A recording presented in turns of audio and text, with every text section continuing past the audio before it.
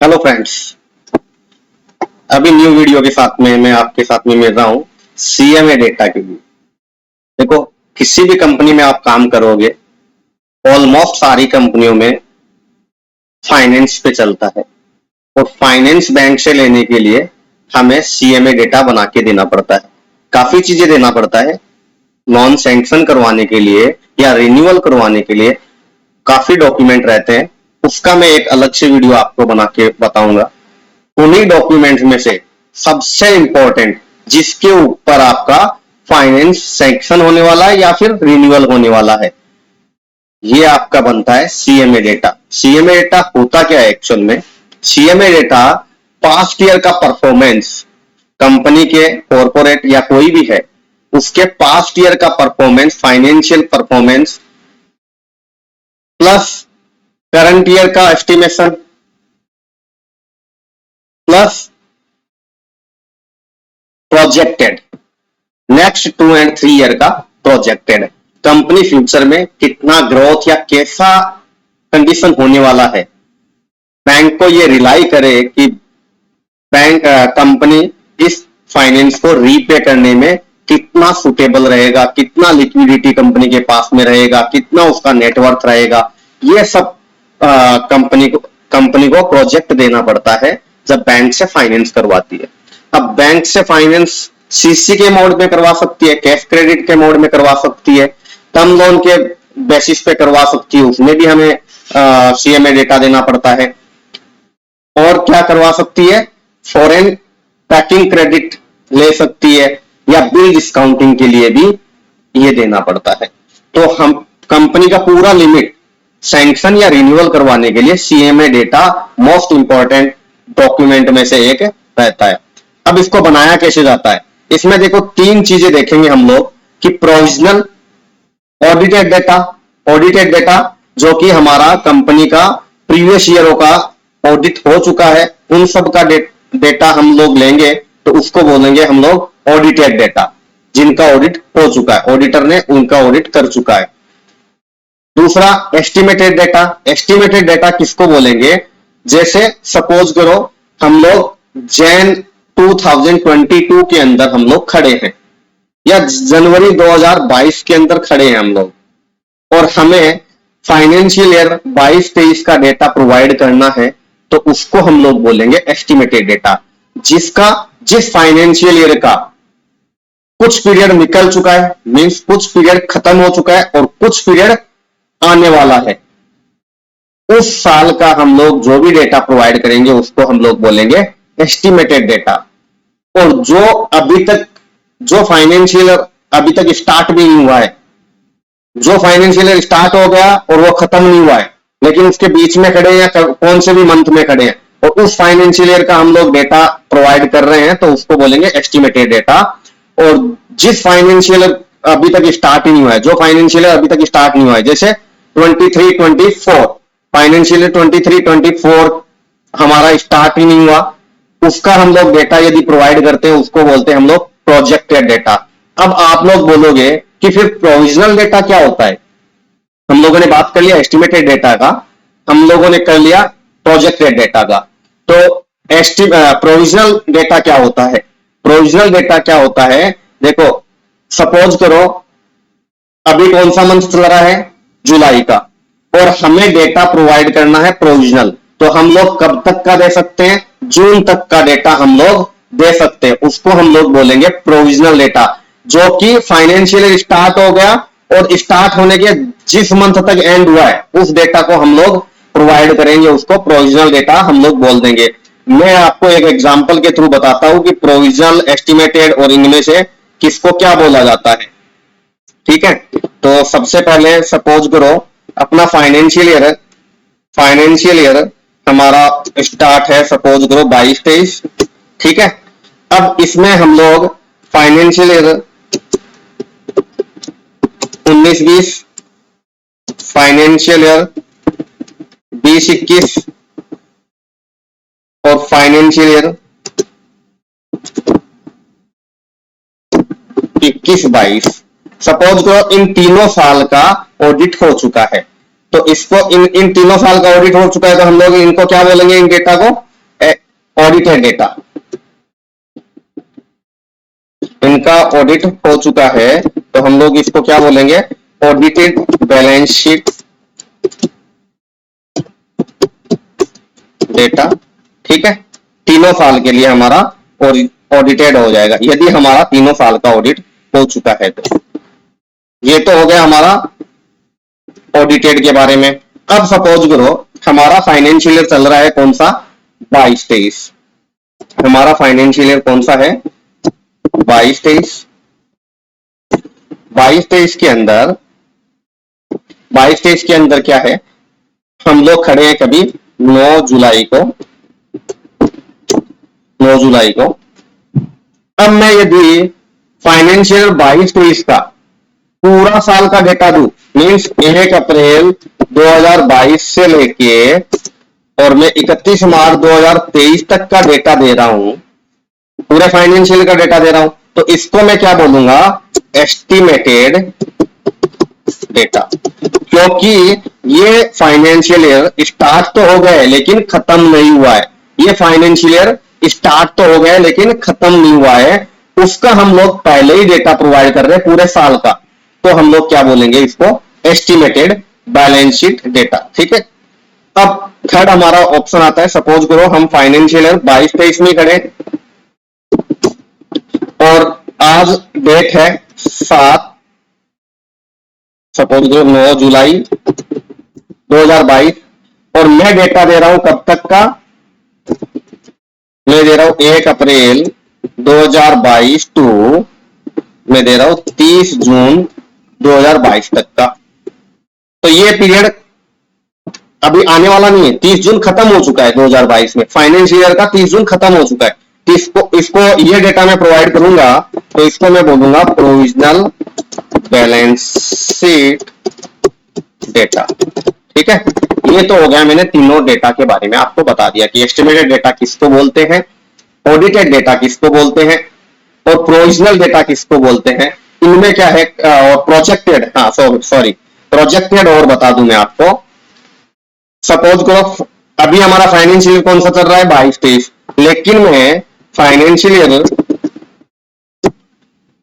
23-24 का और फाइनेंशियल मतलब 22-23 के बाद का कोई भी डेटा मैं दे रहा हूं, ये 2 साल का मैं यदि डेटा दे रहा हूं बैंक को, तो इसको हम लोग बोलेंगे प्रोजेक्टेड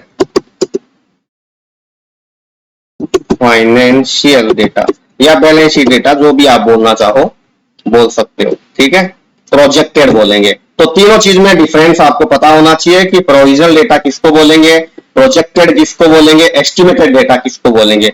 अब हम लोग आ जाते हैं कि कैसे हम लोग क्या बनाएंगे, हमारा सीएमए डेटा कैसे बनाएंगे।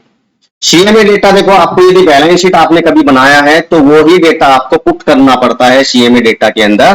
और सपोज करो मैंने ये डेटा बनाया है ना, ये है 6 जनवरी 2020 को बनाया हुआ डेटा है, कभी का है 6 जनवरी 2020 का।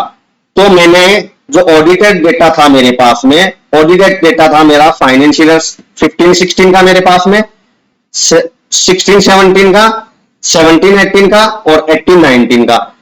आप इसमें आप बोलोगे क्या 7 साल का पूरा डेटा देना पड़ा क्या आपको, नहीं, आप 5 साल का डेटा दे सकते हो इसके अंदर।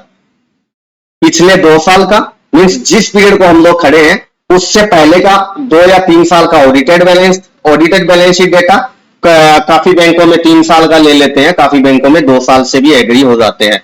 तो आपको यदि आपके पास में है तो उसमें फिल करने में कोई प्रॉब्लम नहीं है, तो आप 2-3 साल का ऑडिटेड डेटा जिस पीरियड को हम लोग खड़े हैं उससे पहले के जितने भी 2-3 साल का आपका ऑडिटेड डेटा है वो दे देना है आपको।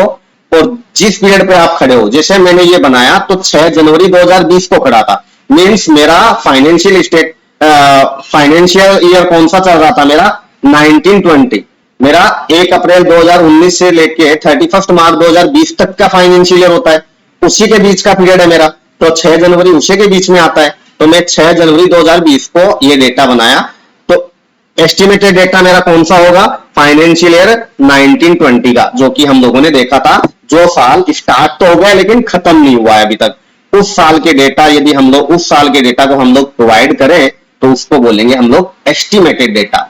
ठीक है, अब मैंने 6 जनवरी 2020 को ये डेटा बनाया था, लेकिन मैंने ये देखो 2021 का फाइनेंशियल ईयर 2021 के लिए डेटा दिया और फाइनेंशियल ईयर 21-22 के लिए डेटा दिया, तो ये डेटा कौन सा कहलाएगा? ये प्रोजेक्टेड डेटा कहलाएगा। अभी मेरा एग्जांपल है वो मैंने 6 जनवरी 2020 को बनाया हुआ है, उसी के बेसिस पे हम लोग सारा डेटा फिल करेंगे। ठीक है, मैं वन बाय वन आपको हर एक चीज एक्सप्लेन करूंगा। आपको ना ये शीट पूरा फॉर्मुलेटेड होता है, हर एक फॉर्मूला लगा रहता है, आपको केवल डेटा फिल करना है। मैं इस वीडियो के एंड में ये शीट भी अटैच कर दूंगा, जिससे आपको सीएमए डेटा बनाने में कोई भी प्रॉब्लम नहीं आएगा। हम लोग स्टार्ट करते हैं। सबसे पहले देखो हमारे पास में रहता है कि प्रॉफिट एंड लॉस अकाउंट का जो डेटा फिल करना रहता है वो हमारे सामने रहता है। इसमें पूछा गया है कि ग्रॉस सेल आपका क्या क्या है। यदि आपके पास में डोमेस्टिक और एक्सपोर्ट सेल दोनों है तो आपको दोनों को अलग अलग बाइफिकेट करना पड़ेगा। अब मेरे केस में ये दोनों था, डोमेस्टिक सेल भी था और मेरा एक्सपोर्ट सेल भी था। तो जो जो मेरे बैलेंस शीट में मेरा फाइनेंशियल 15-16 में जो डेटा था मैंने वैसा का वैसा ही फीड करते गया और ये काम हो गया। तो मेरा 18-19 फाइनेंशियल ईयर 18-19 तक मेरा ऑडिटेड डेटा था। तो मैंने डोमेस्टिक जो सेल किया था वो मैंने डाल दिया, जो मेरा एक्सपोर्ट सेल था वो मैंने डाल दिया। फिर उसके अलावा आपकी बैलेंस शीट में यदि कोई अदर इनकम दिखाया हुआ है तो वो भी इधर डाल दिया। ये तीनों का ऐड होके मेरा इधर आ गया टोटल टर्नओवर। ठीक है, तो ऐसे ही आपको पूरे सभी सालों में डालना है। ऑडिटेड का तो आपके सामने रहेगा ही, जो कि सीए का ऑडिट किया हुआ वो सारा डेटा आपके सामने रहने वाला ही है, तो सेम डाल देना है आपको। और एस्टिमेटेड का, जो कि आपने जिस पीरियड को आप खड़े हो, जैसे मैंने 6 जनवरी 2020 को बनाया तो मैंने देखा कि मेरा 31 दिसंबर 2019 तक तो इतना सेल हो गया था और मेरा 3 महीने में इतना और होने वाला है, इतना मेरा एस्टिमेशन है। तो मेरा एस्टिमेशन 3 करोड़ 41 लाख था और एक्सपोर्ट का मेरा 15 करोड़ 54 लाख था और मेरा अदर इनकम 15 लाख था एस्टिमेटेड। कौन से बेसिस पे बनाया मैंने? जो 9 मंथ मेरा कंप्लीट हो गया है, जो दिसंबर 2019 को मेरा 9 मंथ कंप्लीट हो गया है, उन सेल को ले लिया, उसमें ऐड कर दिया जो 3 महीने में मेरा सेल होने वाला है। यदि आपको पता है तो ठीक है, नहीं तो उसी 9 मंथ के बेस पे आप उसमें ऐड कर सकते हो या प्रीवियस ईयर के ट्रेंड के हिसाब से आप उसमें ऐड कर सकते हो। उसके बाद में आप फाइनेंशियल ईयर 2021 के लिए प्रोजेक्टेड डेटा दोगे। प्रोजेक्टेड डेटा देने के लिए आपके पास में, कंपनी के पास में या तो ऑर्डर है या फिर आपको लगता है कि इन सालों में, नेक्स्ट सालों में मेरा सेल बढ़ेगा या लेस होगा, जैसे भी आपका रहेगा वो डेटा आपको फीड कर देना है। मोस्टली कंपनियां क्या करती है, 5% वो देखती है प्रीवियस ट्रेंड कैसा रहा था उनका, 5% का इंक्रीज हुआ या 10% का इंक्रीज हुआ टर्नओवर में, वैसा का वैसा ही वो प्रोजेक्टेड बैलेंस शीट में डालती जाती है। या तो उनको पहले से पता है कि हमारा इतना सेल होने वाला है, क्योंकि कस्टमर का यदि ऑर्डर प्रायर पीरियड आता है तो उनको ये पता रहता है, या फिर वो 5 to 10% का जो भी ट्रेंड एक्सपांड करके ले वो डेटा आपको दिखा देना है कि जो 2019-20 में मेरा ये सेल होने वाला था, उससे मेरा 5% बढ़ेगा तो मेरा इतना इतना सेल हो जाएगा। ऐसे ही आपको 22 के अंदर डाल देना है। यदि आपने फिक्स परसेंटेज लिया है कि मेरा ये ट्रेंड जाएगा, ये मेरा सेल बढ़ने वाला है 5% से या 10% से, तो उतना का उतना आप प्रीवियस ईयर, मतलब जो भी साल का आपका डेटा, सपोज करो यहाँ पे 3 करोड़ 41 लाख था, उसमें कितना परसेंट बढ़ा होगा मेरा, मैं यहाँ पे चेक करके बता देता हूं कि मैंने कितना बढ़ा के लिया है।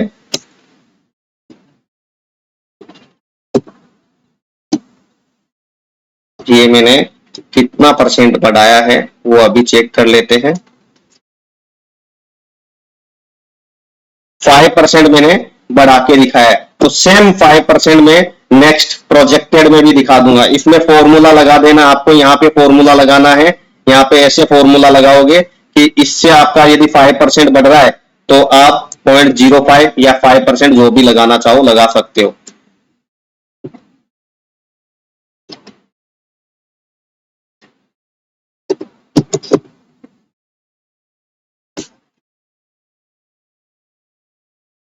आपका ये 5% ऐसे कैसे आया, F10 और सॉरी इंक्रीज देखा ना हम लोगों ने इंक्रीज देखा, तो 5% इंक्रीज होगा तो आपको क्या करना पड़ेगा, 1.05% डालना पड़ेगा। क्या डालना पड़ेगा, 1.05%। ये देखो, ये सेम आपका आ गया 358.23। और ऐसे ही आपको नेक्स्ट वाले में भी 1.05% डाल देना है यदि 5% का है। यदि 10% का होता तो 1.10 डाल देते तो वो 10% इंक्रीज होके आ जाता। ऐसे ही आपको पूरे मींस प्रोजेक्टेड का जितना भी रहेगा वो 5% से आपको इंक्रीज करना है, तो सारे डेटा आपका फॉर्मूले में 5% का इंक्रीज डालते रहना है आपको, 5 या 10% जो भी है। फिर उसके बाद में आपका आता है, यहाँ पे इसने ट्रेंड बताया कि आपका यदि कोई एक्साइज ड्यूटी वगैरह है या कोई अदर डिडक्शन है तो ये यहाँ पे डाल दो, तो ये लेस होके यहाँ पे आ जाएगा। मेरा यहाँ पे कुछ भी नहीं था, एक्साइज ड्यूटी कोई अदर डिडक्शन कुछ भी नहीं था, तो मेरा सेम आ गया, जो मेरा टोटल टर्नओवर था वही मेरा इधर इस रो में आ गया मेरा। ठीक है, इसके बाद में आपको इधर शो करना रहता है कि आपके प्रीवियस ईयर से आपका सेल्स बढ़ा या घटा, इंक्रीज हुआ या लोअर हुआ, तो वो परसेंटेज में आप काउंट करोगे। परसेंटेज कैसे निकाला जाएगा, करंट ईयर का सेल गुणा multiply 100 divided by previous year का सेल। कैसे दिखाओगे आप, इंक्रीज करके करंट ईयर का सेल माइनस प्रीवियस ईयर का sale bracket multiply 100 divided by previous year का सेल। जैसे आप इधर देख सकते हो, यहां पे ये फॉर्मूला लगा हुआ भी है कि C16 कौन सा आपका, C16 है आपका करंट ईयर का सेल। हम लोग ऑडिटेड 16-17 का ये परसेंटेज देख रहे हैं, तो आपका C16 कौन सा है, ये आपका C16 है 16-17 का, तो करंट ईयर का सेल हो गया ये तो C16। फिर उसके अंदर से हम लोगों ने लेस कर दिया प्रीवियस ईयर का सेल B16। आप देख रहे हो यहाँ पे B16, तो B16 कौन सा है आपका, B16 आपका है प्रीवियस ईयर का सेल डिवाइडेड बाई आपका प्रीवियस ईयर का सेल और मल्टीप्लाई 100, तो आपका परसेंटेज में कन्वर्ट हो जाएगा। ठीक है, ऐसे ही आपको एवरी ईयर का फॉर्मूला डाल देना है। जैसे आप लोग देखोगे 16-17 में देखो पिछले साल की बजाय 5.87% आपका सेल बढ़ा है, 17-18 में आपका 16-17 के कंपेयर में 2.13% सेल बढ़ा है। लेकिन आपका 18-19 ऑडिटेड बैलेंस शीट है, उसमें क्या हुआ, आपका सेल 36.44% से घटा है। तो आप देख लो कि आपका 17-18 में तो था देखो 28 करोड़, लेकिन आपका ऑडिटेड बैलेंस शीट 18-19 का डेटा बोल रहा है कि आपका सेल हो गया कितना, 18 करोड़ ही, तो आपका टर्नओवर कम हो गया, 36.44% से कम हो गया। फिर आपने 19-20 का एस्टिमेटेड डेटा डाला, उसमें आपने देखो 19 CR डाला है, जबकि आपका प्रीवियस जो ऑडिटेड 18-19 का था वो 18.25 CR था। तो इसका मतलब आपका बड़ा है, और कितना बड़ा है आपको परसेंटेज तो वैसे ही डालना है, करंट ईयर का सेल माइनस प्रीवियस ईयर का sale multiply 100 divided by previous year का सेल 4.72। और ये मेरा पूरा सेट है, फॉर्मूला डाला हुआ है, ये केवल आपको एक्सप्लेन करने के लिए है कि आपको भी पता होना चाहिए कि ये कैसे डेटा आया मेरा, कि नहीं तो आप केवल फीडिंग कर दोगे, आपने बोला मेरे को सीए में डेटा आता है, लेकिन आपको किसी को एक्सप्लेन करना है, या सपोज आपका कोई फॉर्मूला एरर हो गया तो आप उसको एक्सप्लेन नहीं कर पाओगे, आपको पता भी होना चाहिए कि कैसे ये डेटा बनता है। ठीक है, उसके बाद में आपको यहाँ फीड करना रहता है, ये आपका परसेंटेज मैंने आपको बता दिया, एवरी ईयर ये ऐसे ही होने वाला है जितना भी आप डेटा पुट करते हो। इसके बाद में आपका कॉस्ट ऑफ सेल जाता है। 5th नंबर का पॉइंट क्या है, cost of sale. Cost of sale के लिए आपको क्या क्या देखना पड़ता है, आपको मटेरियल कंज्यूम्ड लेना पड़ता है, उसके साथ में जितने भी आपका डायरेक्ट एक्सपेंस होता है वो आपको ऐड कर देना पड़ता है, और उसमें ऐड कर देना पड़ता है यदि WIP का आपका ओपनिंग स्टॉक रहा तो उसको आपको ऐड कर देना है, और लेस क्या कर देना है आपको, क्लोजिंग स्टॉक ऑफ WIP। ये हम लोग देख लेते हैं। यहां पे हम लोग लेंगे कौन सा मटेरियल लेंगे, इसके अंदर हम लोग लेंगे जो भी हम लोगों का मटेरियल कंज्यूम्ड होगा, या फिर आपके पास में रॉ मटेरियल का ओपनिंग और क्लोजिंग नहीं है तो उसमें आपको परचेज का फिगर डाल देना है। यदि आपका कंपनी में ओपनिंग डेटा नहीं रहता है, जितना आप बनाते हो उतना ही सेल कर देते हो, तो यहाँ पे आपको कौन सा डेटा लेना है, आपको परचेज का डेटा लेना है। यहाँ पे आपको कौन सा लेना है, परचेज का। यदि आपकी कंपनी में ओपनिंग स्टॉक भी रहता है और क्लोजिंग स्टॉक भी रॉ मटेरियल का, ध्यान देना, रॉ मटेरियल का आपकी कंपनी में ओपनिंग और क्लोजिंग स्टॉक यदि रहता है तो आपको यहाँ पे क्या लेना है, आपको यहाँ पे लेना है मटेरियल कंज्यूम्ड का, जो कि आपके प्रॉफिट एंड लॉस अकाउंट में दिखाया रहेगा। आपके प्रॉफिट एंड लॉस अकाउंट में दिखाया रहता है मटेरियल कंज्यूम्ड। और कैसे निकलता है material consumed, opening stock of raw material और उसके अंदर ऐड कर देना पड़ता है परचेज ऑफ रॉ मटेरियल और लेस कर देना पड़ता है आपको क्या, आपको लेस कर देना पड़ता है closing stock of raw material, तब आपका आ जाता है मटेरियल कंज्यूम।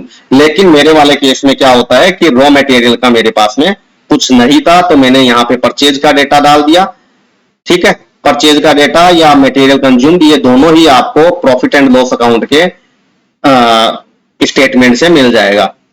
यहां पे आपको ये दो तरीके से दिखाना पड़ता है कि आपका रॉ मटेरियल इंपोर्टेड है या इंडिया का है। यदि आपका इंपोर्टेड होता तो यहां पे इंपोर्टेड लिख देते और यहां पे इंडिया वाला लिख देते, तो दोनों को ऐड होके यहां पे अमाउंट चला जाता। लेकिन मेरे वाले केस में केवल इंडिया वाला है तो मैंने यहाँ पे केवल इंडिया वाले में फीड करके रखा है। यदि आपके केस में इंपोर्टेड भी है, मींस बाहर से किधर से इंपोर्ट करके लाया हुआ है रॉ मटेरियल, तो वो यहाँ पे डाल देना और यहाँ पे इंडिया वाला डाल देना, तो यहाँ पे ये दोनों ऐड होके आ जाएगा। आप देखो फॉर्मूले में देखोगे तो B22 कौन सा, इंपोर्टेड, और दूसरा कौन सा, B23, ये कौन सा, इंडिया वाला, तो दोनों का ऐड होके यहाँ पे चला गया। ठीक है, अब हम लोग देखेंगे कि अदर कंज्यूमेबल कोई है क्या, मीन्स अदर कोई इंपोर्टेड स्टोर्स वगैरह रहता है। अदर कंज्यूमर रॉ मटेरियल का अलावा भी आपको उसमें सब्सिडरी आइटम डालते हैं, छोटे मोटे सहायक वो डाला जाता है, तो उसको हम लोग बोलते हैं अदर कंज्यूमेबल। तो इसमें भी आपको बाइफिकेशन करना है कि इंडिया वाला यहाँ पे डाल दो और इंपोर्टेड यहाँ पे डाल दो, और ये दोनों का ऐड होके कहाँ पे चला जाएगा, अदर कंज्यूमेबल यहाँ पे चला जाएगा, यहाँ पे आपका हो जाएगा। ठीक है, अब आपको पावर और फ्यूल के अंदर आपको अमाउंट डालना है। अब देखो पावर, फ्यूल और इलेक्ट्रिसिटी, तीन चीजें आपके सामने आती। पावर और इलेक्ट्रिसिटी में फर्क होता है, आप ये चीज ध्यान रखना। यदि आपकी फैक्ट्री में जितना भी प्रोडक्शन से रिलेटेड इलेक्ट्रिसिटी यूज किया जाता है, ध्यान रखना, आपके फैक्ट्री में प्रोडक्शन से रिलेटेड जितना भी इलेक्ट्रिसिटी यूज किया जाता है उसको आप लोग बोलोगे पावर, एंड ऑफिस से रिलेटेड आपका कोई इलेक्ट्रिसिटी यूज होता है उसको आप बोलोगे इलेक्ट्रिसिटी।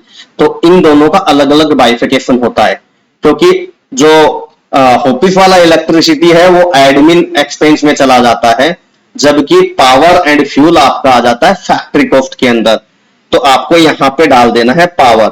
आपके केस में यदि बाइफिकेशन रहे तो यहाँ पे आपको पावर डाल देना है और सभी साल में डाल देना है। ठीक है, नेक्स्ट आता है आपका डायरेक्ट लेबर। डायरेक्ट लेबर वो होता है जो आपका फैक्ट्री से रिलेटेड वर्कर वगैरह रहते हैं, जो एडमिन टाइप का काम नहीं करते, केवल डायरेक्ट उनका अप्रोच है प्रोडक्शन से। डायरेक्ट अप्रोच किससे है, प्रोडक्शन से, तो वो आपका आ जाएगा यहाँ पे, जो फैक्ट्री से रिलेटेड कॉस्ट रहेगा वो आपका आ जाएगा डायरेक्ट लेबर में। यहाँ पे ये फिगर डाल देना है आपको। उसके बाद में आपका कोई अदर मैन्युफैक्चरिंग एक्सपेंस होता है, बैलेंस शीट में आपको दिखाया रहेगा, means profit and loss statement में आपको दिखाया रहेगा। आप ये मत सोचो कि मैं किधर से ढूंढ के लाऊंगा, वो सारा प्रॉफिट एंड लॉस अकाउंट में आपको दिखाया रहेगा, तो वो फिगर आपको इधर डाल देना है। इसके बाद में आपको डेप्रिसिएशन का अमाउंट डाल देना है। यहाँ पे आप डेप्रिसिएशन का अमाउंट डाल दोगे तो यहाँ पे ये आ जाएगा टोटल आपका, जितना भी बोलते हैं ना फैक्ट्री से रिलेटेड कॉस्ट आता है, वो सारा का सारा आपका इधर आ गया। यहाँ पे कौन सा आ गया आपका, फैक्ट्री से रिलेटेड। इसमें क्या क्या आ गया आपका, मटेरियल कंज्यूम्ड आ गया, इसके अंदर आपका डायरेक्ट लेबर आ गया, कोई डायरेक्ट एक्सपेंस है वो आ गया, अदर मैन्युफैक्चरिंग जो डायरेक्ट मैन्युफैक्चरिंग से रिलेटेड है वो आ गया आपका, इसके अंदर फैक्ट्री से रिलेटेड जो भी डेप्रिसिएशन है वो सारा आ गया, इसके अंदर आपका कोई अदर कंज्यूमेबल, वो बोलते हैं ना कि सहायक कोई भी स्पेयर्स या स्टोर्स वगैरह का कुछ रहता है, वो सारा आ गया इसके अंदर। फिर यहाँ पे हम लोग ऐड कर देंगे opening stock of WIP, means work in progress का। ऐसा कोई ओपनिंग स्टॉक आपके पास में पड़ा है जो कि आपके फाइनेंशियल ईयर से पहले आपका आधा बना हुआ था, मीन्स वो पूरा फिनिश नहीं हुआ है, आधा बना हुआ है, प्रोसेस में चल रहा है, वो ओपनिंग स्टॉक यहाँ पे ऐड कर दोगे। और आगे आप इसमें क्लोजिंग स्टॉक, जो आपके ईयर एंड पे इन प्रोसेस कोई स्टॉक रह जाएगा, वो यहाँ पे लेस कर दोगे। तो ये आपका यहाँ पे आ जाएगा कॉस्ट ऑफ प्रोडक्शन। ठीक है, तो ये आपका क्या हो जाएगा, कॉस्ट ऑफ प्रोडक्शन। अब कॉस्ट ऑफ प्रोडक्शन के अंदर आप क्या ऐड करोगे, कॉस्ट ऑफ प्रोडक्शन मीन्स आपका प्रोडक्शन फिनिश हो चुका है, आपका प्रोडक्शन फिनिश हो चुका है। यहां पे आप बोलोगे कि मेरे पास में इस साल में मैंने क्या किया, यहां पे मेरा प्रोडक्शन हुआ, तो आप बोलोगे पहले वाले साल का जो फिनिश प्रोडक्ट पड़ा है वो भी इसमें ऐड कर दो, क्योंकि आपने इस साल में इतना बनाया। सपोज करो आपने 25 CR का बनाया प्रोडक्शन, और उसके अंदर ऐड कर दो जो 2 CR का आपके पास में ओपनिंग स्टॉक पड़ा था फिनिश्ड का, वो ऐड कर दो। तो 27 CR का आपके पास में अवेलेबल है बेचने के लिए। आपके पास में बेचने के लिए कितना अवेलेबल है, 27.74 CR का अवेलेबल। लेकिन आपने बोला कि ड्यूरिंग द ईयर हम लोगों ने सेल क्लोजिंग स्टॉक कितना पड़ा रह गया, मींस इतना तो आपके पास में सेल करने के लिए था, 27 CR का माल था जो सेल करने के लिए पड़ा था। लेकिन आपके पास में ईयर एंड पे 4 करोड़ का आपके पास में स्टॉक रह गया, तो आप क्या बोलोगे कि यार 27 करोड़ का तो आपके पास में सेल करने के लिए था, उसमें से 4 करोड़ का तो पड़ा ही रह गया। इसका मतलब मैंने पूरे साल में बेचा कितना, 23 CR के कॉस्ट का माल बेचा। तो यहां पे आपका आ जाएगा cost of sale, total cost of sale, या आप ऐसे भी बोल सकते हो कॉस्ट ऑफ गुड्स सोल्ड। इसके अंदर यदि आप टोटल कॉस्ट ऑफ सेल निकाल लिया, तब आप निकालोगे ग्रॉस प्रॉफिट। ग्रॉस प्रॉफिट आपका कैसे निकला जाएगा, जितने का आपने सेल किया, जितना पैसा आपने सेल किया उसमें उसका कितना आपको कॉस्ट लगा था।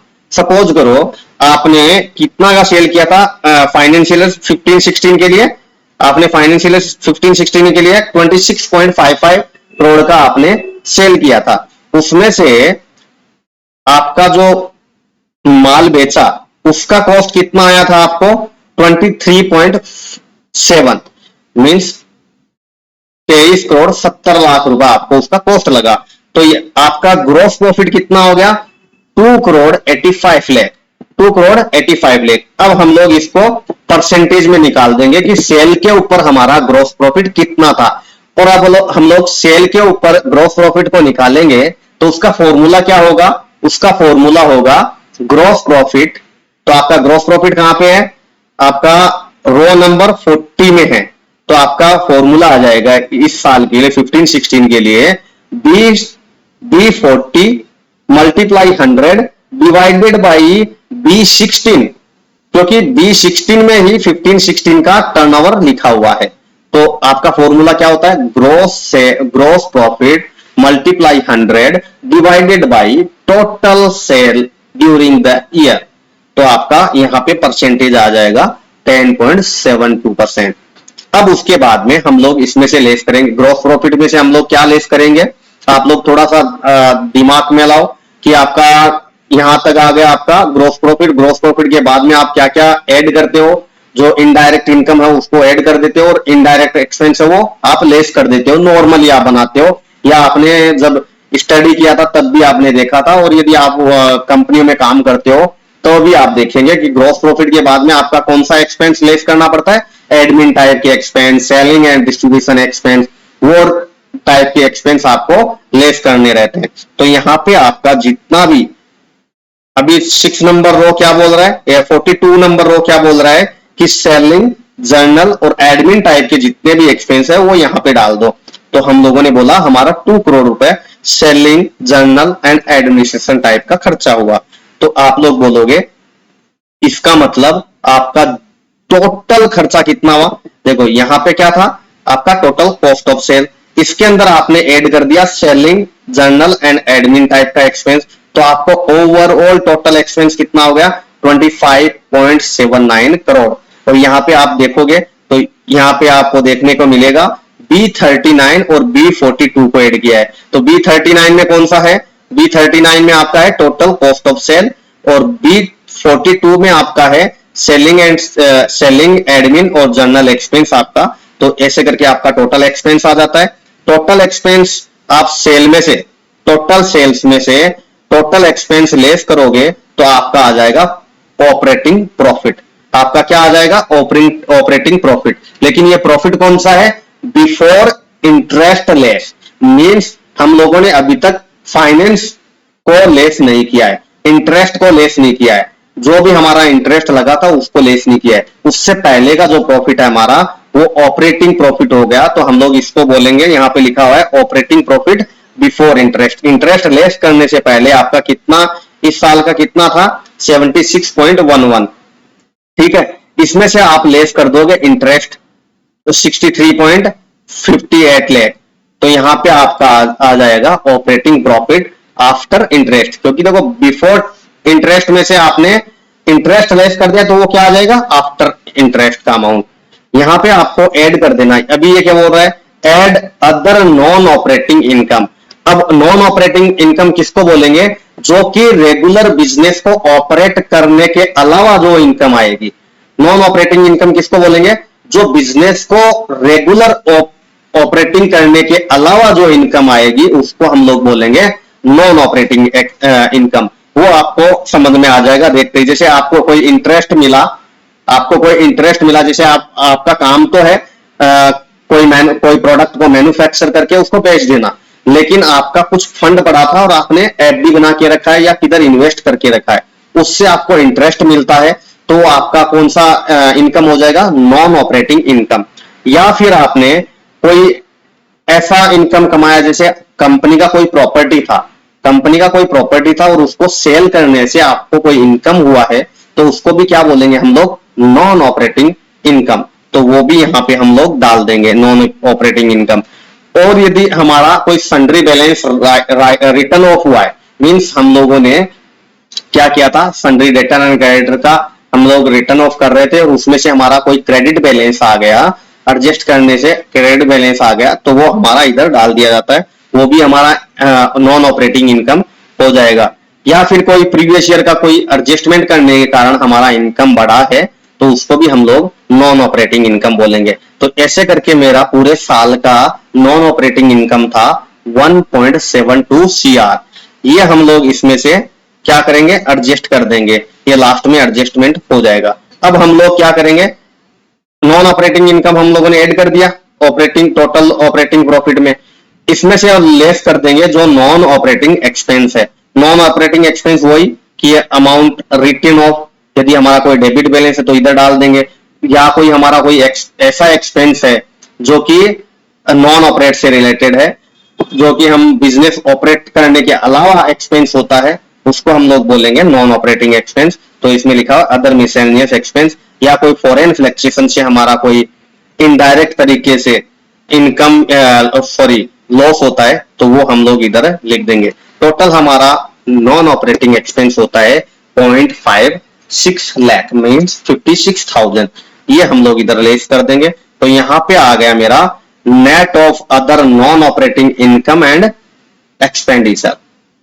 मींस यहां पे मैं एडजस्टमेंट कौन सा कर चुका हूं अभी तक, नॉन ऑपरेटिंग इनकम के अंदर ऐड कर दिया नॉन ऑपरेटिंग इनकम को और लेस कर दिया ऑपरेटिंग एक्सपेंस को। तो यहां पे मेरा प्रॉफिट बिफोर टैक्स आ गया, मेरा प्रॉफिट बिफोर टैक्स कितना आ गया 13.69, मींस टैक्स लेस करने के बाद। देखो मैं एक साल की डेटा को एक्सप्लेन कर रहा हूं, लेकिन आप पूरे साल का सेम ही बनने वाला है, पूरे साल का आपका सेम ही डेटा जानने वाला है। इसके अंदर आपको प्रोविजन फॉर टैक्सेशन डाल देना है, और यदि आपका डेफर टैक्स माइनस में तो इसको डाल देना है, ये आपका एडजस्ट हो जाएगा और ये नेट प्रॉफिट कहलाएगा। इसको क्या बोल दिया जाएगा, नेट प्रॉफिट। यहां पे आपको क्या एडजस्टमेंट करना रहेगा, यदि आपने कोई डिविडेंड पेड किया है तो वो अमाउंट इधर डाल दो, यदि आपका डिविडेंड, आपका मेरा जीरो पेड किया था तो मेरा परसेंटेज भी जीरो आएगा। डिविडेंड रेट कैसे देखेंगे हम लोग? डिविडेंड रेट देखने के लिए हमें डिविडेंड मल्टीप्लाई 100 और किस पे देख रहे हैं हम लोग? नेट प्रॉफिट पे। हम लोग डिविडेंड किस पे दे रहे हैं? नेट प्रॉफिट पे। तो हम लोग परसेंटेज किस पे निकालेंगे डिविडेंड रेट का? नेट प्रॉफिट के ऊपर। परसेंटेज निकालने के लिए हमें क्या करना पड़ेगा? डिविडेंड मल्टीप्लाई जितना हम लोगों ने डिविडेंड पेड किया उस multiply 100 divided by net profit, तो हमारा डिविडेंड रेट आ जाता था। अपने केस में, मेरे वाले केस में ऐसा है नहीं, तो कोई भी फिगर आने वाला नहीं है। रिटेंड प्रॉफिट किसको बोलेंगे? जब हमारा नेट प्रॉफिट में से हम लोगों ने जो डिविडेंड दिया था उसको लेस कर देंगे तो जो अमाउंट बचेगा उसको हम लोग क्या बोलेंगे? Retained profit. अब इसमें हम लोगों को निकालना पड़ेगा जो 67 नंबर रो है, मीन 17 नंबर पॉइंट है, रिटेंड प्रॉफिट का परसेंटेज कितना है। अब रिटेंड प्रॉफिट का परसेंटेज चेक करने के लिए हमें क्या करना पड़ेगा? Retained profit multiply 100 divided by net profit after tax, तो आपका आ जाएगा जितना भी परसेंटेज रहेगा। जिस केस में डिविडेंड पेड नहीं किया रहता है उसमें रिटेंड प्रॉफिट का परसेंटेज भी 100 ही हो जाता है, क्योंकि उसमें से कोई चेंज ही नहीं हुआ ना। जितना नेट प्रॉफिट था उतना ही रिटेंड प्रॉफिट आ गया, तो वो 100% ही हो गया ना नेट प्रॉफिट का। ये था हमारा प्रॉफिट एंड लॉस अकाउंट से रिलेटेड जितने भी फिगर डाला जाता है।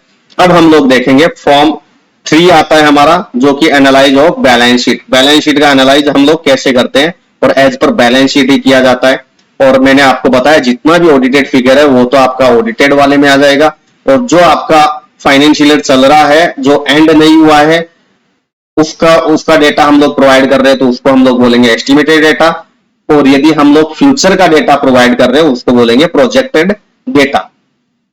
इसके अंदर हम लोग देखेंगे हमें क्या दिया हुआ, ऊपर हेडिंग क्या है? Short term borrowing from bank including bill purchase discount and excess borrowing placed on repayment basis. इसमें बोला हुआ है कि कोई शॉर्ट टर्म बोरोइंग है जो कि बैंक से आपका लिया हुआ है, इसमें बिल डिस्काउंटिंग भी कवर्ड है और इसके अंदर कोई एक्सेस बोरोइंग प्लेस किया है तो वो भी कवर्ड है। तो यहाँ पे हमें दिखा देना है हमारे पास में ऑडिटेड बैलेंस शीट के केस में, ऑडिटेड डेटा के केस में तो हमारी ऑडिटेड बैलेंस शीट में ये डेटा मिल ही जाएगा। तो फ्रॉम अप्लीकेंट बैंक मींस जिस बैंक से हम लोग ट्रांजेक्शन कर रहे हैं कंटिन्यू, उससे हम लोगों ने जिसके लिए हम लोग सीएमए बना रहे हैं उस बैंक से यदि हमारा कोई लोन लिया हुआ है तो उसका हम लोगों ने इधर डाल दिया कि ये हमारा इतना इतना लोन था, ये ऑडिटेड के हिसाब से, ये हमारा एस्टिमेटेड और प्रोजेक्टेड के हिसाब से। एस्टिमेटेड में हम लोग वो डालेंगे जो कि पूरे साल में, जैसे मैंने जनवरी 2020 तक का बनाया, जनवरी 2020 में बनाया था फाइनेंशियल ईयर 2019 टू 20 का, तो मैंने बताया कि यहाँ पे मेरा एस्टिमेशन 3 करोड़ 50 लाख ही रहने वाला है। लेकिन प्रोजेक्ट में यदि आपका चेंज हो तो यहाँ पे आपका प्रोजेक्ट फिगर आ जाएगा। सपोज करो आपका 3 करोड़ 50 लाख की जगह आप इसमें 6 करोड़ का डालना चाहो, मीन्स आपको बढ़ाना है, आपका रिन्यूअल करवाना है, एक्सपैंड करवाना है लिमिट को, तो यहाँ पे जितना आपको लिमिट चाहिए उतना फिगर आपको यहाँ पे डाल देना है। ठीक है, तो वो आपका आ जाएगा प्रोजेक्टेड। तो यदि कोई अदर बैंक से भी आपका कोई शॉर्ट टर्म टाइप का लोन चल रहा है बैंक मीन्स बिजनेस को ऑपरेट करने के लिए, तो वो आपको यहाँ पे डाल देना है, ये यहाँ पे आपको डाल देना है फ्रॉम अदर बैंक, और कोई बीपी वगैरह वगैरह लिया हुआ है तो ऐसे करके हमारा शॉर्ट टर्म बोरोइंग कितना हो गया, जो कि हमारा सेम जितना हमारा सीसी पीसीएफसी वगैरह रहा होगा वो सेम ही आ गया, क्योंकि हम लोगों ने क्या किया एप्लीकेंट बैंक से मीन्स जिसके पास में हम लोग सीएमए डेटा दे रहे हैं उसी बैंक से लोन लिया हुआ था, उसके अलावा कोई बैंक से लोन नहीं लिया हुआ था, तो वही डेटा हमारा यहाँ पे आ गया। ठीक है, अब आगे क्या है कि आप लोगों को पूछा गया है कि कोई short term borrowing from other, कोई और लोगों से भी आपने, अब शॉर्ट टर्म किसको बोलेंगे? जो कि विद इन 1 ईयर के अंदर आपका रीपेबल हो, जो कि विद इन 1 ईयर के अंदर आपका ड्यू हो, जो लायबिलिटी आपका, जो लोन आपका विद इन 1 ईयर के अंदर आपका ड्यू हो, उसको आप बोलोगे शॉर्ट टर्म बोरोइंग इस केस में। ठीक है, तो यहाँ पे डाल देना यदि आपने किसी पर्सन से लिया हुआ है तो वो फिगर यहाँ पे आ जाएगा आपका।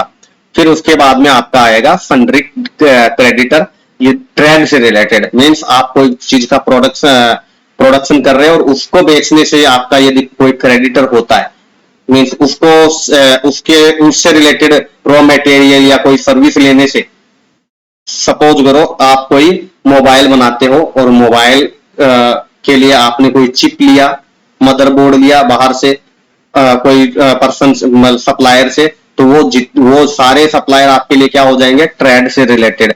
प्रोडक्ट को बनाने से रिलेटेड आपने कोई भी रॉ मटेरियल बाहर से खरीदा है किसी सप्लायर से उधार में, तो वो आपका आ जाएगा ट्रेड सन्ड्री क्रेडिटर।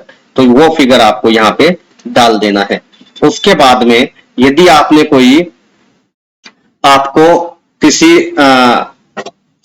बोलते ना कि डीलर से या कोई कस्टमर से कोई एडवांस में पैसा मिला है, आपके प्रोडक्ट के अगेंस्ट में आपको कुछ एडवांस मिला है, तो वो फिगर आपको यहाँ पे डाल देना है।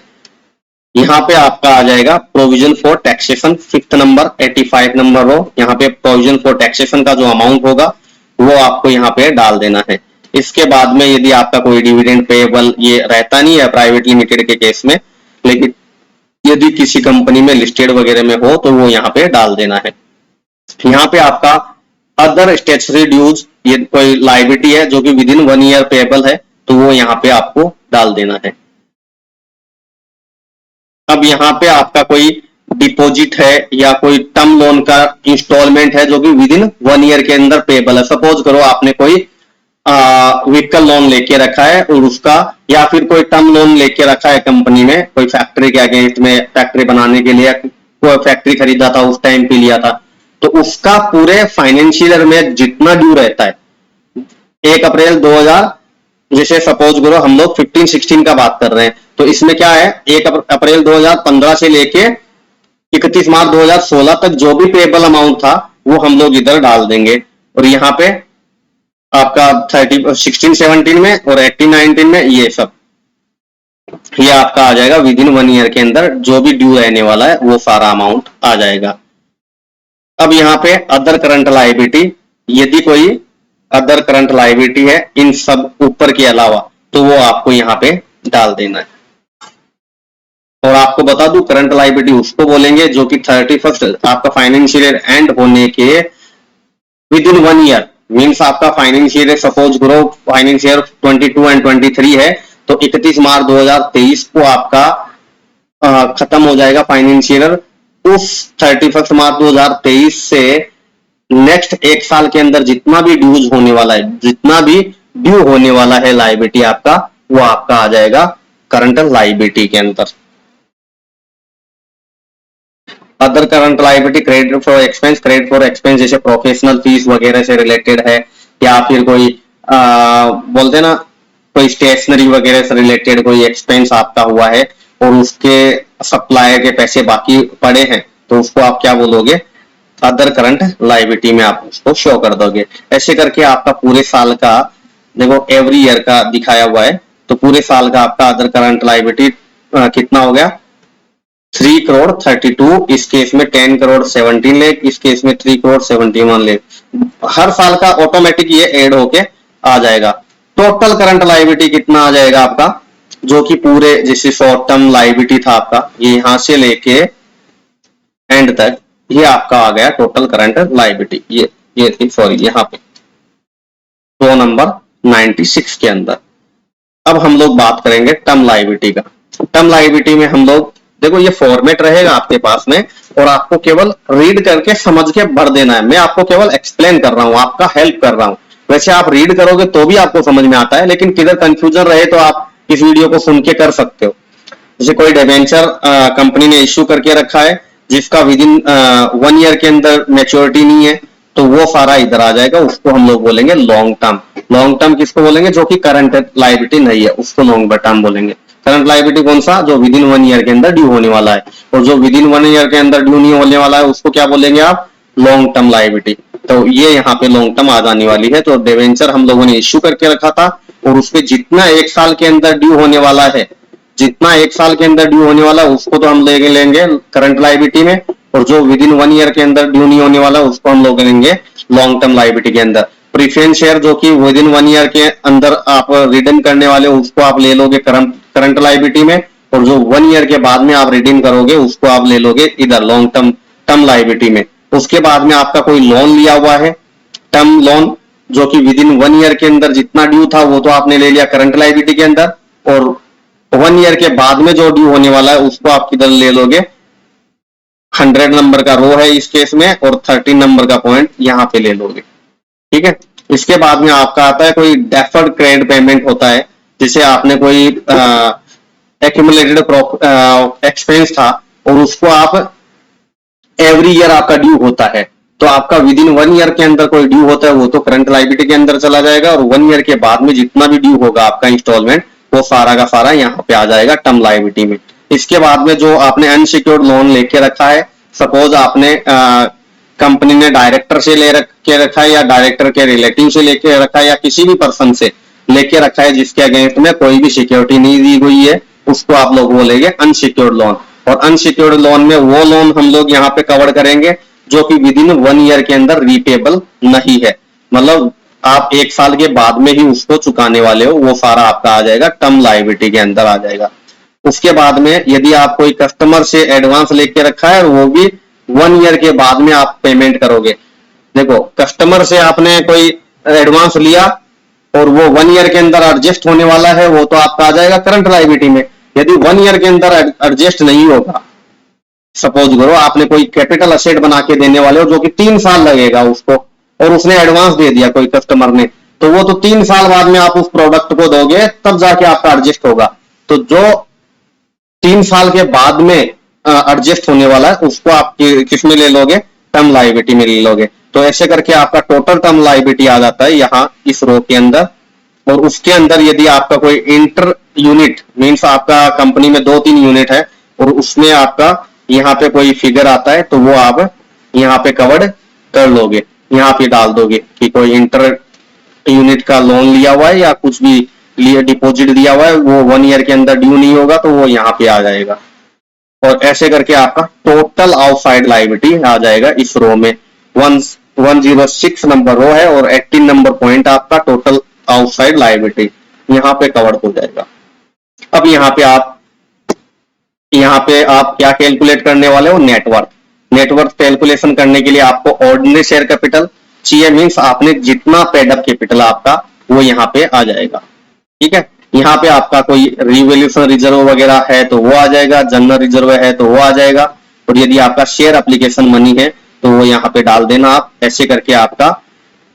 और यदि आपका प्रॉफिट एंड लॉस अकाउंट से रिलेटेड कोई सरप्लस है तो वो यहाँ पे आ जाएगा। मेरे वाले केस में 2,24 लाख था, ऐसे करके आपका पूरे एवरी ईयर का मैंने डाल दिया। और कोई कैपिटल सब्सिडी है, इंटर यूनिट कोई प्रॉफिट आपका, डेफर्ड टैक्स लायबिलिटी है, वो यहाँ पे एडजस्ट करके आ जाता है। ये सबको ऑर्डिनरी शेयर कैपिटल में ये सबको ऐड कर दोगे आप। रिवॉल्यूशन रिजर्व है, जनरल रिजर्व, शेयर कैपिटल, कोई सरप्लस है आपके पास में प्रॉफिट एंड लॉस अकाउंट का एक्यूमुलेटेड, या कैपिटल सब्सिडी रिजर्व है, या इंटर यूनिट है आपका, डेफर्ड टैक्स है, वो सारा ऐड होने के बाद में आपका बन जाता है नेटवर्थ। ये यहाँ पे आपका नेटवर्थ कैलकुलेशन होके आ जाता है। और यहाँ पे आप दिखाओगे टोटल आउटसाइड, ये कौन सा आ जाएगा, टोटल लायबिलिटी। टोटल लायबिलिटी में क्या क्या आएगा आपका, एक तो नेटवर्थ प्लस आपका total outside liability. Outside liability किसको बोलेंगे, जो शेयर होल्डर से रिलेटेड नहीं है। जो लायबिलिटी शेयर होल्डर से रिलेटेड नहीं है उसको हम लोग बोलेंगे टोटल आउटसाइड लायबिलिटी। तो आपका ऊपर हम लोगों ने कैलकुलेट किया था यहाँ पे टोटल आउटसाइड लायबिलिटी, और उसके अंदर हम लोगों ने शेयर होल्डर का फंड ऐड कर दिया। शेयर होल्डर का फंड क्या होता है, उसका शेयर कैपिटल और प्लस जितने भी रिजर्व रहते हैं वो सारे उसके अंदर ऐड कर दिया जाता है। उसको हम लोग बोलते हैं share capital plus reserve and surplus minus कोई मिसलेनियस टाइप का कोई असेट। असेट मींस कोई लॉसेज वगैरह जो शेयर होल्डर से रिलेटेड होते हैं, उसको आप बोल दोगे नेटवर्थ। और नेटवर्थ और आउटसाइडर लायबिलिटी को ऐड कर दोगे तो वो आ जाएगा आपका टोटल लायबिलिटी। तो टोटल लायबिलिटी किसके बराबर होता है, आपका टोटल असेट के बराबर होता है। अब आप लोग ऊपर आपने लायबिलिटी से रिलेटेड डाला था, अब बैलेंस शीट में आप आ जाओ जो असेट से रिलेटेड है। असेट से रिलेटेड आपको देखो यहाँ पे देना पड़ता है कैश एंड बैंक बैलेंस। यदि आपके पास में कैश, बैंक बैलेंस, एफडीआर वगैरह है तो यहाँ पे आप डाल दोगे। यहाँ पे आप इन्वेस्टमेंट में डालोगे जो कि आपका अदर देन लॉन्ग टर्म है, क्योंकि आप यहाँ पे कौन सा कर रहे हो, करंट असेट। करंट असेट कौन सा रहेगा आपका, cash and bank balance, stock, debtors, या कोई डिपॉजिट है जो विद इन 1 ईयर के अंदर कंप्लीट होने वाला है, या आपने कोई सप्लायर को एडवांस दिया है, या फिर कोई एफडीआर है आपका, तो वो सब इसके अंदर कवर्ड होने, या कोई इन्वेस्टमेंट है जो कि 1 ईयर के अंदर मैच्योर होने वाला है। तो आपका कैश एंड बैंक बैलेंस तो ऑलवेज आपका क्या होने वाला है, करंट असेट। इसके बाद में आपका इन्वेस्टमेंट जो कि आपका लॉन्ग टर्म इन्वेस्टमेंट नहीं है, तो इसमें क्या क्या है, एफडी है जो कि एलसी बीजी या कोई मार्जिन डिपॉजिट वगैरह किया हुआ है, तो वो अमाउंट यहाँ पे आ गया हमारा। और यहाँ पे हमारा कोई अदर फिक्स डिपॉजिट वगैरह दिया हुआ है, कंपनी ने किया हुआ है, तो वो इधर आ जाएगा। यहाँ पे इन दोनों का टोटल आ जाएगा नीचे। एफडी देखो यहाँ पे 27 नंबर पॉइंट का सब पॉइंट कौन सा, 1 एंड 2, तो यहाँ पे 27 के सामने इन दोनों का 1 एंड 2 का टोटल आ जाएगा। ठीक है, अब आपका आ गया receivable other than deferred and export. अब क्या बोला हुआ है कि आपका कोई यदि डेफर्ड डेटर है, डेफर्ड डेटर का मतलब जो कि करंट डेटर नहीं है, उनको आप बोलोगे डेफर्ड डेटर। वो आपको किसमें, डेफर्ड डेटर किसको किसमें लेना पड़ेगा, आपको अदर नॉन करंट असेट में लेना पड़ेगा। करंट असेट में तो वही लेना पड़ेगा जो करंट रिसीवेबल है, करंट डेटर है। तो यहां पे आपको डाल देना है, देखो यहां पे किसका ऐड होके आया है, ये आपका है 5.8 जो कि आपका डोमेस्टिक से रिलेटेड डेटा था, और यहाँ पे आपका एक्सपोर्ट से रिलेटेड डेटा है। और इसके अंदर इसने बोला है कोई बैंक बिल डिस्काउंट वगैरह किया हुआ है, वो भी इसमें ऐड कर लेना, पूरा डेटा लेना है आपको बिल डिस्काउंटिंग से पहले का। ठीक है, यहाँ पे आपका आ जाएगा इन्वेंट्री। इन्वेंट्री में आपका यदि रॉ मटेरियल से रिलेटेड कोई इन्वेंट्री है तो वो डाल दिया इधर, और इसमें बाइफिकेशन देना है कि आपका इंपोर्टेड कितना है और इंडिया का कितना है। हमारे केस में टोटली इंडिया का था रॉ मटेरियल, तो हम लोगों का टोटल भी सेम ही आ गया, जितना इंडिया वाला था उतना ही यहाँ पे आ गया। यहाँ पे यदि इंपोर्टेड रहता तो यहाँ पे फिगर इंपोर्टेड प्लस इंडिया वाला डेटा आ जाता। फिर हमारा फिनिश गुड्स का कितना स्टॉक था, ये इस रो के अंदर डाल दिया हम लोगों ने, और इसके अंदर भी अदर कंज्यूमेबल स्पेयर्स वगैरह पड़ा है तो वो भी यहाँ पे डाल देना पड़ता है, और उसमें भी इंडिया और इंपोर्टेड का बाइफिकेशन देना पड़ता है। अब इसके बाद में हम लोग डालते हैं इधर advance payment to supplier of raw material. कोई एडवांस पेमेंट किया हुआ है रॉ मटेरियल सप्लायर को, तो यहाँ पे डाल देना पड़ता है उस फिगर को। इसके बाद में 32 नंबर पॉइंट बोलता है कि एडवांस पेमेंट कोई टैक्स का किया हुआ, मतलब टीडीएस वगैरह एडवांस टैक्स वगैरह, वो यहाँ पे डाल दिया जाता है, वो फिगर यहाँ पे डाल दिया जाता है। उसके बाद में other current deposit, other current deposit में कि नॉर्मल कोई डिपॉजिट दिया हुआ है जो कि करंट हो, वो यहाँ पे डाल देते हैं, और अदर कोई लोन जिसे एम्प्लॉय लोन वगैरह दिया हुआ है किसी को, वो यहाँ पे डाल दिया जाता है। ऐसे करके ये टोटल यहाँ पे अदर करंट असेट आता है, और यहाँ पे ये आ गया हमारा टोटल करंट असेट। पूरे करंट असेट को जोड़ दिया, जैसे रिसीवेबल को, स्टॉक इन ट्रेड को, कैश एंड बैंक बैलेंस को, शॉर्ट टर्म इन्वेस्टमेंट को, advance to supplier of raw material को, एडवांस टैक्स को, अदर करंट असेट को, ये सबको जोड़ के हमारा कितना आ जाता है, सबको ऐड किया तो हमारा आ जाता है टोटल करंट असेट। अब हम लोग बात करेंगे फिक्स एसेट का। फिक्स एसेट हम लोग जिसको बोलेंगे जो कि कंपनी के प्रोडक्शन से रिलेटेड पड़ा रहता है, या फिर कंपनी का फैक्ट्री है, बिल्डिंग है, या फिर ऑफिस प्रीमाइसेस है, या फर्नीचर एंड फिक्सचर्स है, उसके अंदर एसी वगैरह है, कंप्यूटर लैपटॉप वगैरह, वो सारा हमारा आ जाएगा फिक्स एसेट में। यहाँ पे हम लोग डाल देते हैं ग्रॉस ब्लॉक, मीन्स जब हम लोगों ने परचेज किया था उस कॉस्ट को, कॉस्ट ऑफ परचेज का यहाँ पे डाल दिया जाता है। कॉस्ट ऑफ परचेज में मीन्स वो इंस्टॉलेशन वगैरह खर्चा ऐड करने के बाद, सीधा सा मतलब है 1 रुपए का भी डेप्रिसिएशन लेस करने से पहले का अमाउंट कितना है, वो यह हमारा आ जाता है ग्रॉस ब्लॉक, जो कि आपकी बैलेंस शीट जो सीए बना के देता है उसमें डाला रहता है। केवल आपको प्रोजेक्टेड और एस्टिमेटेड डेटा देखना पड़ता है, जो कि आपको provisional balance sheet, estimated balance sheet और प्रोजेक्टेड डेटा तो आपका फ्यूचर का डेटा कलेक्ट करना पड़ता है, आपको देखना पड़ता है आपका असेट बढ़ेगा नहीं बढ़ेगा, वो सब बेस करता है। यहाँ पे जिस दिन आपका जैसे फाइनेंशियल एंड हुआ वहां तक का डेप्रिसिएशन कितना था वो यहाँ पे डाल देना है, और ये डालने के बाद ये ग्रॉस ब्लॉक में से ईयर एंड तक का, मतलब स्टार्ट से लेके ईयर एंड तक का जो डेप्रिसिएशन लेस कर देते हैं उसको बोलेगा नेट ब्लॉक। अब ईयर एंड तक का मतलब क्या हुआ, जिस दिन आपने वो असेट परचेज की थी उस दिन से लेके आज तक का, जिस दिन फाइनेंशियल एंड हो रहा है उस दिन तक का डेप्रिसिएशन कितना था वो आप लेस कर दोगे तो आपका आ जाएगा नेट ब्लॉक। नेट ब्लॉक के बाद में आप यहाँ पे देखोगे other current asset, other non current asset क्या क्या लोगे, कोई इन्वेस्टमेंट है, कोई बुक डेट्स है, या कोई deposit which are not current asset. Means मैंने आपको बोला जो करंट असेट नहीं है वो क्या आ जाएगा आपका अदर नॉन करंट असेट, जो ऊपर के केस में, जो ऊपर के केस में नहीं आया है, मींस ऊपर के फिक्स डिपॉजिट वगैरह में नहीं आया है, वो आपका क्या आ जाएगा अदर नॉन करंट असेट।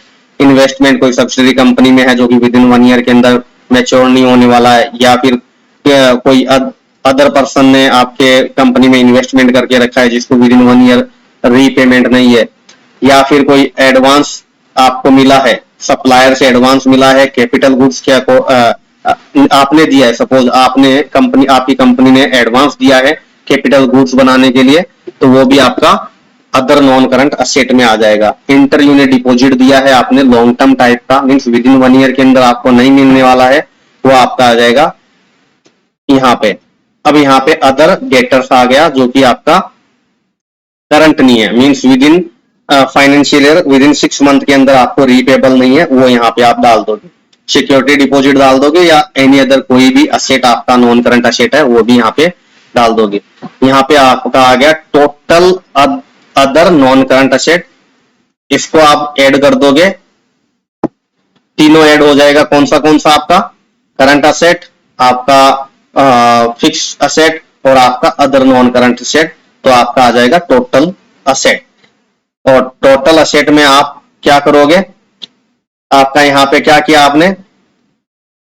आपने देखा कि जो टेंजिबल नेटवर्थ था आपका, टेंजिबल नेटवर्थ को आप कैसे देखोगे, जो आपका नेटवर्थ था उसमें से कोई इनटेंजिबल टाइप का कोई असेट रहता है तो उसको आप लेस कर दोगे, तो आपका क्या आ जाएगा टेंजिबल नेटवर्थ। उसके बाद में आप यहाँ पे देखोगे net working capital. Net working capital कैसे निकाला जाता है, टोटल करंट असेट में से टोटल करंट लायबिलिटी लेस कर देते हैं, तो आपका क्या आ जाएगा यहाँ पे net working capital. Net working capital निकालने के लिए आपको क्या करना पड़ता है, टोटल करंट असेट में से टोटल करंट लायबिलिटी लेस कर देते हो, तो आपका आ जाता है नेट वर्किंग कैपिटल। इसके बाद में करंट रेशियो निकालना पड़ता है। करंट रेशियो देखो ऐसे तो फॉर्मूला दिया हुआ है तो सारा अपने आप निकलेगा, लेकिन आपको भी ध्यान रहना चाहिए current asset divided by current liability, तो आपका आ जाता है करंट रेशियो। ये मैं आपको बता दूं कि आइडियली ये 2:1 होना चाहिए, लेकिन 1.33 रेशियो 1 होगा तो भी बैंक उसको एक्सेप्ट करती है। मींस बैंक कब तक एक्सेप्ट कर लेती है, 1.33 असेट रहे आपका और 1 आपका लायबिलिटी रहे। मींस 1 रुपए चुकाने के लिए आपके पास में 1 रुपए 33 पैसा लिक्विडिटी है, तो आपको बैंक एक्सेप्ट कर लेगी। आइडियली क्या रहता है करंट रेशियो रहता है कि आपको यदि 1 रुपए चुकाना है तो आपके पास में लिक्विडिटी कितना होना चाहिए, 2 रुपए का। तो आइडियली तो करंट रेशियो रहता है 2:1, लेकिन जो बैंक एक्सेप्ट करती है, मींस बैंक बोलती है ठीक है ओके, कौन से केस में बोलती है कि 1 रुपए चुकाने के लिए आपके पास में 1 रुपए 33 पैसे है, तो आपको बोल देती है। फिर आपका दूसरा निकालना पड़ता है आपको total outside liability divided by tangible net worth. ये फॉर्मूला दिया हुआ है, ऑटोमेटिक ये आ जाएगा कि जितना भी आउटसाइड का लायबिलिटी है उसके अंदर आप डिवाइड कर दो किससे, टेंजिबल नेटवर्थ से। मींस आपका जो नेटवर्थ है उससे कितना ज्यादा बाहरी लोन लिया हुआ है, बाहर का लायबिलिटी आपका कितना है, आपका नेटवर्थ से कितना ज्यादा बाहर का लायबिलिटी है, टोटल लायबिलिटी, वो इस चीज में दिखाया रहता है, तो ये यहाँ पे ऑटोमेटिक कवर हो जाता है। फिर आपका आता है टोटल टर्म लायबिलिटी, मींस आपका टर्म से रिलेटेड जो लॉन्ग टर्म टाइप का लायबिलिटी है वो नेटवर्थ से कितना ज्यादा है, तो इस केस में हमारा total term liability divided by tangible net worth हम लोग कर देंगे, तो ये हमारा आ जाएगा। इसका मतलब क्या होता है कि आपका जो नेटवर्थ है उससे कितना ज्यादा है, देखो इसमें 1 रुपए के सामने 1 रुपए 85 पैसे आपका टोटल टर्म लायबिलिटी है। इस केस में आपका 1 रुपए यदि नेटवर्थ है तो आपका 1 रुपए 72 पैसे आपका क्या है, टोटल टर्म लायबिलिटी।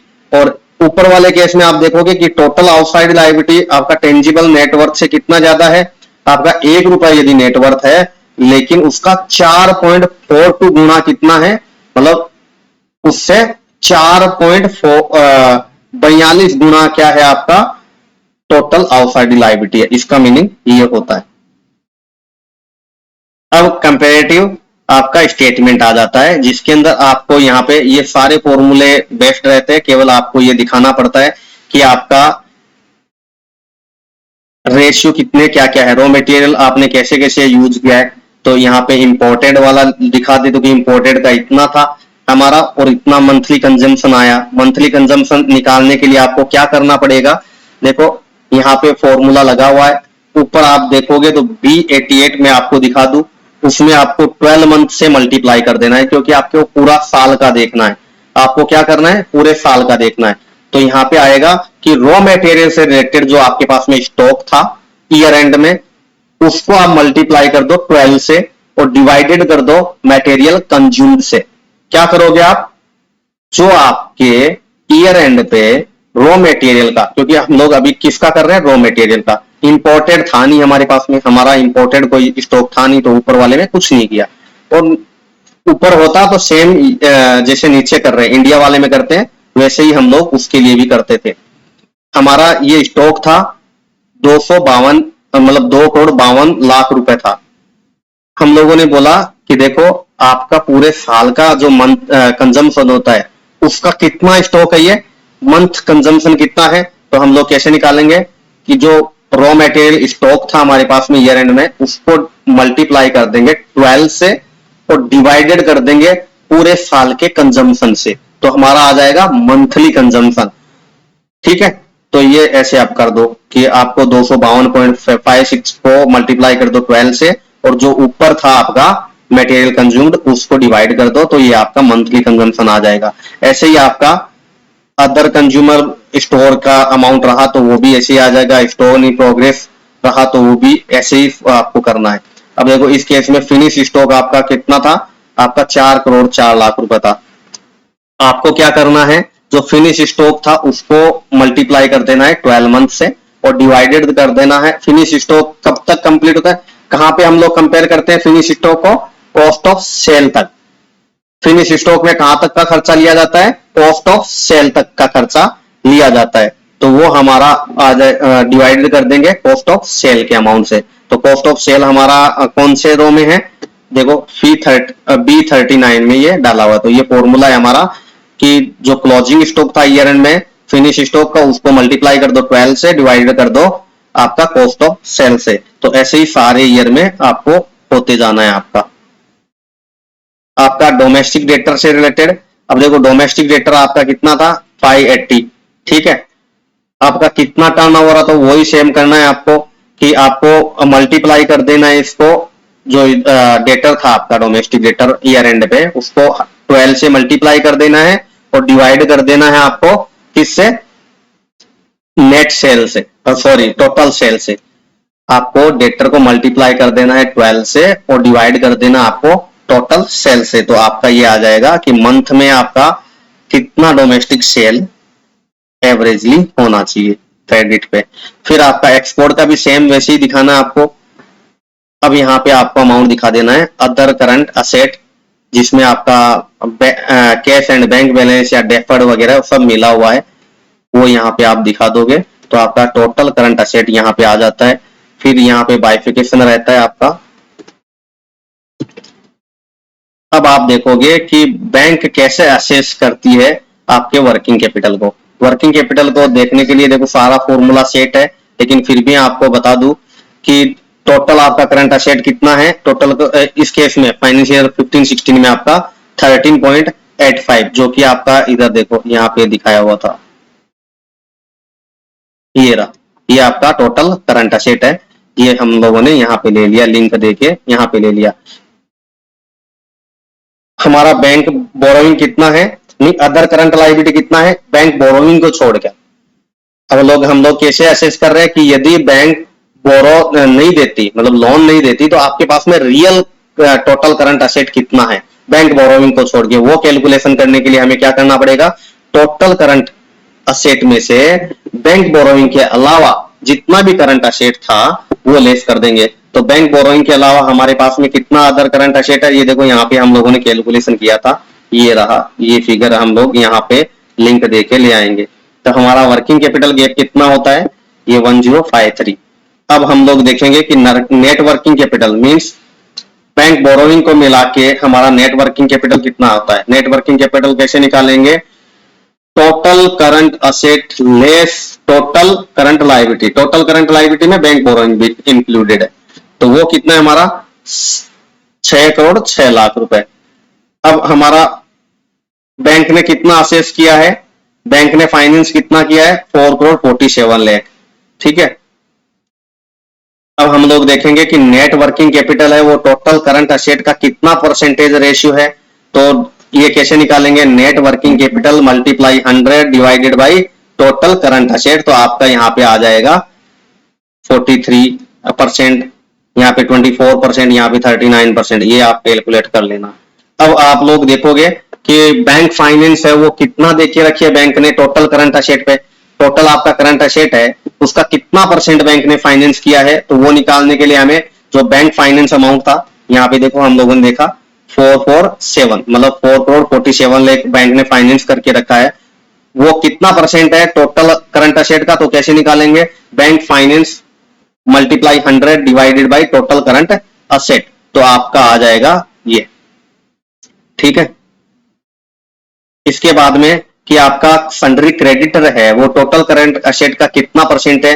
देखो परसेंटेज निकालना आपको आता ही है, मैं तो केवल आपको बता रहा हूं कि आपको कैसे निकालना है। Sundry creditor multiply 100 divided by total current asset, तो ऐसे करके आप जो जो दिया हुआ है कि किस किस का कौन सा है, तो वो सब आपको निकाल देना है। यहाँ पे ये बता रहा है कि इन्वेंट्री है वो टोटल सेल का कितना दिन का है, मींस आपके पास में जो इन्वेंट्री पड़ा है, स्टॉक पड़ा है, वो कितना सेल अचीव कर सकते हो, उससे कितने दिन का सेल अचीव कर सकते हो। तो हम लोग कैसे करेंगे उसको कि जो हमारे पास में टोटल स्टॉक है उसको हम लोग मल्टीप्लाई कर देंगे 365 से और डिवाइड कर देंगे हम लोग हमारे नेट टोटल सेल से। तो हमें पता चलेगा कि जितना हम लोग सेल किया है उसका इतना स्टॉक हमारे पास में, मींस 365 डेज में हम लोग सेल करते हैं सपोज करो 20 करोड़ का, और हमारे पास में यदि 5 करोड़ का स्टॉक पड़ा है तो हमारे पास में कितना स्टॉक पड़ा है, वो 90 दिन का। 90 दिन का हम लोग सेल कर सकते हैं, 90 दिन की सेल को अचीव कर सकते हैं। तो ये यहाँ पे निकाला जाता है, इसका फॉर्मूला होता है टोटल इन्वेंट्री मल्टीप्लाई 365, मींस पूरे साल का 365 डेज में निकाले तो 365 डिवाइडेड बाई आपका टोटल सेल। ऐसे ही आपका कि रिसीवेबल है, तो रिसीवेबल आपका कितना, रिसीवेबल मींस कितना डेटर खड़ा होता है आपका, पूरे साल का सेल करते हो उसमें से कितना दिन का डेटर, 365 डेज में से कितना उधारी का, कितने दिन का उधारी माल जाता है आपका। तो आपको इसमें क्या करना पड़ेगा, total receivable multiply 365 divided by आपको ग्रॉस सेल मतलब टोटल सेल्स आपको दिखा देना है। सन्ड्री क्रेडिटर टू परचेज, ये आपको परचेज के ऊपर दिखाना है कि कितना डेज का होता है, कि आपका पूरे साल का परचेज इतना था उसमें से आपका सन्ड्री क्रेडिटर इतना होता है। तो मींस कितने दिन का पैसा आप उधार खरीदते हो, कितना माल आप, कितने दिन का माल आप उधार खरीदते हो। 365 डेज में से हम लोग 16.70 डेज का माल उधार खरीदते हैं। तो उसको आप लोग कैसे दिखाओगे कि आपका जितना भी क्रेडिटर है उसको मल्टीप्लाई कर दोगे आप 365 से और डिवाइडेड कर दोगे आपके टोटल परचेज से, तो आपका आ जाएगा। अब आगे आता है आपका फंड फ्लो। फंड फ्लो में देखो पूरा सिस्टमेटिक है, पूरा लिंक दिया हुआ है। आपको बताइए सोर्स ऑफ फंड कैसे होता है कि नेट प्रॉफिट आपका क्या है, उसके अंदर आपको डेप्रिसिएशन ऐड कर देना है, यदि आपका इंक्रीज हुआ है कैपिटल में तो वो ऐड कर देना है, यदि आपका टर्म डिपॉजिट टर्म लायबिलिटी में कोई ऐड हुआ है तो वो आपको ऐड कर देना, मतलब बढ़ा है तो आपको कर देना है, या फिर आपका कोई डिक्रीज हुआ है फिक्स असेट में वो यहाँ पे दिखा देना है, और कोई अदर है तो वो दिखाना है। तो टोटल आपका फंड सोर्स इतना है, उसमें से आप यूजेज किधर किधर करते हो, तो यूजेज देखो आपका क्या है, नेट लॉस होता है तो वो आपका कम हो जाता है फंड, या फिर आपका कोई लोन आपने रीपेमेंट किया तो वो यहाँ पे आ जाता है, या फिर आपने कोई फिक्स असेट खरीदा तो वो यहाँ पे आ जाता है, आपने कोई other non current asset purchase किया है तो वो भी यहाँ पे आ जाता है। तो ऐसे करके आपका टोटल फंड कितना यूटिलाइजेशन होता है कि आपके पास में 51.89 लाख रुपीस था और उसमें से आप फंड यूटिलाइज करते हो 6518 का। मीन्स आपके पास में जो लॉन्ग टर्म सरप्लस है वो माइनस में रहता है, आपके पास में पैसा खर्च करने के लिए जरूरत पड़ती है, आपके पास में कम पड़ रहा है। उसके लिए आप क्या करते हो, यहाँ पे आप क्या एडजस्टमेंट करोगे आगे, increase in decrease in current asset. यदि आपका करंट असेट के अंदर इंक्रीज या डिक्रीज हुआ है तो वो यहाँ पे आप डाल देते हो। फिर लाइबिलिटी का ऐसे करके ये ऑटोमेटिक ले लेता है कि आपका फंड फ्लो एडजस्टमेंट आ जाता है और ये सारे परसेंटेज आपको सामने दिखाया रहता है, उसके अकॉर्डिंग आपको परसेंटेज निकाल देना पड़ता है। ठीक है, ये इफिशियंसी रेशियो वगैरह। तो ये आपका आता है मोस्ट ऑफ सीएमए डेटा। यहाँ पे आपका फाइनेंशियल पोजीशन, यहाँ पे आपको डाल देना पड़ता है वही सेम जो सीएमए के अंदर डाला था। मैं आपको वापस से एक्सप्लेन नहीं करूंगा क्योंकि सेम डेटा इसके अंदर फाइनेंशियल के अंदर जाता है, इसके अंदर कोई भी चेंजिंग नहीं है। ये आपको केवल क्या बोलते हैं, मैं आपको सीट प्रोवाइड कर दूंगा तो आप इसको इजीली कर लोगे। यहाँ पे मैक्सिमम परमिजेबल बैंक फाइनेंस ये कैसे निकलता है, ये सेम है जो पहले हम लोगों ने देखा कि नेट सेल हमारा 26 करोड़ था, उसमें से हमारा टोटल करंट असेट कितना है वो हम लोगों ने दिखा दिया। इसमें से हमारा 314 जो अदर करंट लायबिलिटी है और किसके अलावा बैंक बोरोइंग के अलावा हमारा करंट लायबिलिटी ये है। इसमें से हम लोगों ने लेस किया तो वर्किंग कैपिटल गैप हमारा कितना है 1071। मींस इतना वर्किंग कैपिटल हमारे पास में पड़ा है, हमारे पास में लिक्विडिटी इतना ज्यादा है, किसको छोड़ के, बैंक बोरोइंग को छोड़ के। यहाँ पे हम लोग देखेंगे कि जो टोटल करंट असेट है उसका 25% यहाँ पे हम लोग ले लेंगे। 25% क्या ले लेंगे हम लोग यहाँ पे, टोटल करंट असेट का। और इसमें से क्या एक्सक्लूडिंग करना है, एक्सपोर्ट रिसीवेबल को एक्सक्लूडिंग करना है। यहाँ पे हमारा जो एक्चुअल नेट वर्किंग कैपिटल है वो यहाँ पे हमारा ऑटोमेटिक आ जाएगा, जो फाइनेंशियल पोजीशन से आएगा। और फाइनेंशियल पोजीशन का डेटा कहाँ से पिक होएगा, हमारा सीएमए के उससे हो जाएगा। और ये ऑटोमेटिक ये कैलकुलेशन हो जाता है कि मैक्सिमम परमिजेबल अमाउंट हमारा कौन सा होता है, जो हमारा आइटम 3-4 और 3-5 का कंपेयर करते हैं, विच एवर इज लोअर हमारा अमाउंट परमिजेबल हो जाता है। इतना फाइनेंस बैंक हमें कर सकती है। आगे है हमारा होल्डिंग पीरियड। होल्डिंग पीरियड कितना है कि 200 वो जो हम लोगों ने निकाला था सीएमए के अंदर, हम लोगों ने निकाला था कि हमारा होल्डिंग पीरियड इन्वेंट्री का कितना होता है, वो सब इधर लिंक दिया रहता है, सब ऑटोमेटिक आपका कैलकुलेट होके आ जाएगा। रिसीवेबल क्रेडिटर वगैरह सबका आ जाएगा, ये आपको देखने की जरूरत नहीं है। तो इतना था हमारा सीएमए। आप इस वीडियो को अच्छे से देखोगे, या तो आपको फाइनेंशियल डेटा आता है तो आप इन सबको रीड करते करते कर लोगे, या फिर आपको किधर कंफ्यूजन होता है तो ये वीडियो को देखोगे, आप अच्छे से सीएमए बना लोगे। और आपको पता है सीएमए आपने बना लिया तो आपकी जो बोलते हैं ना कि सीनियरिटी लेवल है वो थोड़ा सा ऊपर हो जाता है, क्योंकि सीएमए डेटा हर कोई नहीं बना सकता है।